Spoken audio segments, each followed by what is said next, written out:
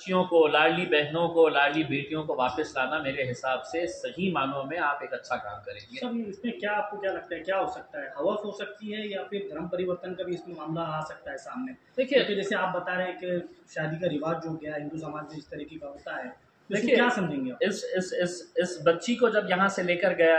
गया तो सबसे पहले बम्बई में इसका बुर्का छीन कर है तो फेंक दिया गया, और इसे ज़बरदस्ती है तो पैंट और टी शर्ट पहनाया गया, फिर उसके ऊपर जैकेट पहनाई गई, फिर उसके ऊपर मास्क लगाया गया, और फिर वहाँ से एक महिला साथ में लेकर उसको इंदौर गए।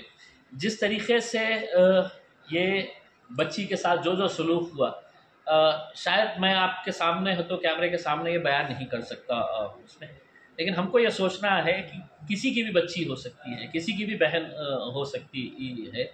और उसको ये जानते हुए कि ये बच्ची जब कह रही है कि मैं मुस्लिम हूँ करके,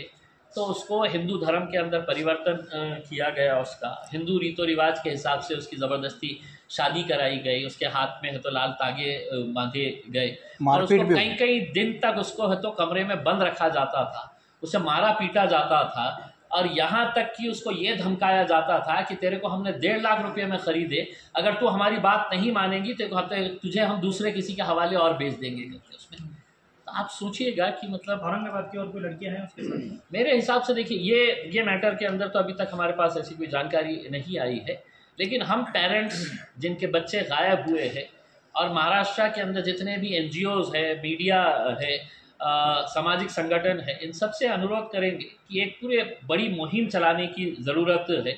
क्योंकि पूरे महाराष्ट्र के अगर आंकड़े निकालेंगे तो हज़ारों की संख्या के अंदर है। जिस आदमी ने यहाँ से उठाकर लेकर गया, वो अपने बैग के अंदर अगर पानी की बोतल में कुछ ना कुछ मिलाकर रखा हुआ है, यानी कि वो एक शिकार का इंतज़ार करने के लिए बैठे थे कि कौन सी बच्ची यहाँ पर आती है करके। हो सकता है वो ट्रेन में चढ़ के देखे होंगे कि कोई बच्ची अगर मिल जाती है, अब तो उसको कैसा किडनैप किया जा सकता है कि वो बच्ची को पानी पिलाते ही वो